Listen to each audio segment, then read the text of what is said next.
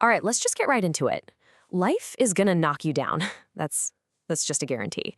And if you're going through absolute hell right now, this is for you. We're not gonna sugarcoat anything. This is a raw, no-nonsense guide to what it really takes to be resilient. This is about survival. And let's be totally honest with each other. Most of the advice you hear about resilience is complete trash. When you are truly in the trenches, the absolute last thing you want to hear is, look on the bright side. There is no bright side right now. There's just the mud. Most of that advice is for people who aren't really struggling. You know, we're sold this fantasy of what resilience looks like. It's these perfect movie montages, you're drinking green smoothies, you're crushing your goals with a big smile on your face.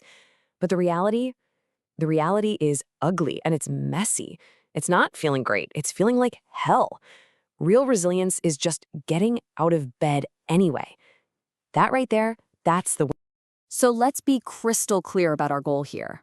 This isn't about happiness. Happiness is a luxury for later. This is about giving you the tools to simply keep going. It's about how to force your legs to move when every part of your brain is screaming at you to just stop. Okay, first things first, you have to understand why you feel like quitting. And you've got to hear this. It doesn't mean you're weak, it means you're biological. Let's take a look at the actual mechanism in your brain that's slamming on the emergency brake.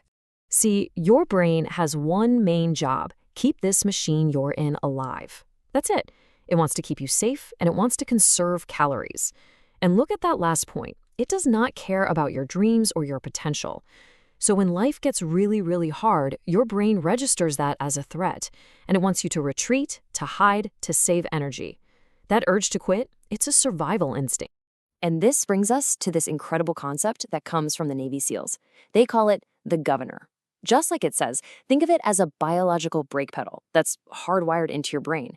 Its whole purpose is to make you feel like you're completely spent way, way before you actually are, just to save energy and keep you safe. But here's the crazy part, the part that changes everything. Research shows that when your brain is screaming at you, when you feel like you are physically, mentally, emotionally done, you've only used about 40% of your actual capacity. 40%! That feeling of I can't go on is, for all intents and purposes, a biological lie.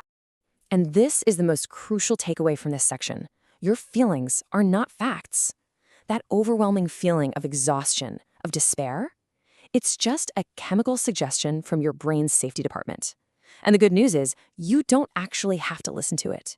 So now we get to the core philosophy of what we're talking about today, the absolute heart of the guts mindset. And it's this really radical idea.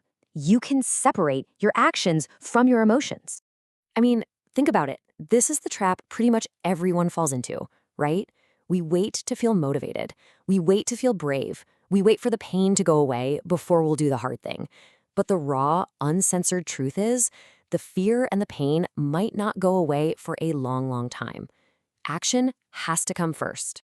The guts mindset really means acting while you're afraid, acting while you're exhausted.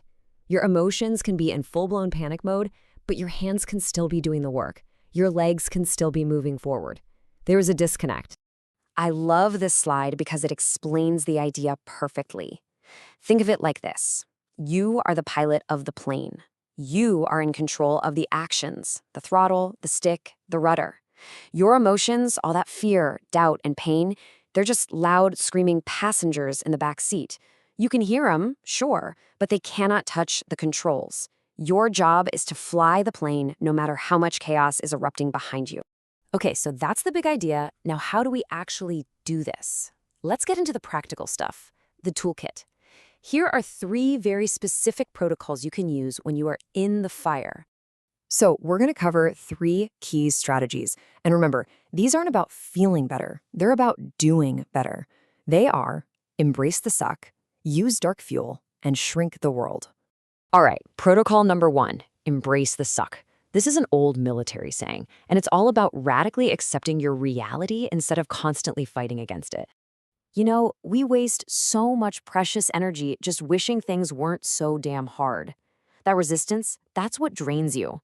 So the first step is to just stop running, stare it right in the face. Actually say it out loud. Okay, this is hell. I am in a world of hurt right now. The second you stop fighting the reality of the pain, you take away a huge chunk of its power. Okay, protocol number 2. And this one, Well, this one isn't something you're going to hear in a typical self-help seminar. Sometimes hope and positivity just don't cut it. Sometimes you need to switch to a dirtier but much more powerful source of energy. We're talking about dark fuel. And yeah, the sources are raw. Spite, pure anger at your situation. That burning desire to prove every single doubter wrong, or even just being too damn stubborn to die. Look, these are not pretty emotions, but they are incredibly powerful.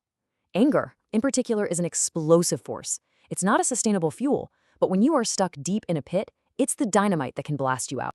And that brings us to protocol number 3. This is the one you use when the sheer size of your problem feels completely paralyzing. It's simple. If you stand at the bottom and stare up at the whole mountain you have to climb, you're going to quit before you even start. It's too much. The secret is to shrink your focus dramatically. Don't look at the summit. Don't even look 10 feet ahead of you. Just look at your feet. Look at the very next step right in front of you. This really brings us to the most practical application of all this stuff. It's summed up by that old question, how do you eat an elephant? And the answer, of course, is one bite at a time. The guts mindset isn't about some grand heroic act. It's applied in tiny little pieces. One moment, one step, one bite at a time.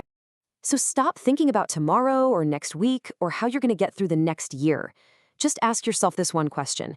Can you get through the next 10 minutes? And if that feels like too much, can you handle the next 60 seconds? Life is just a series of right nows. Your only job is to survive this one. Then you can worry about the next. Look, it is going to be hard. It's going to suck, but you have the ability inside you to endure far more than you currently think is possible. You just have to remember that you can't go around the pain. You can't avoid it. The only way out of hell is to walk straight through it. So when this is over, don't expect some miracle. Expect it to be hard. And then take one step, and then another. Whatever happens, whatever it takes, just keep going.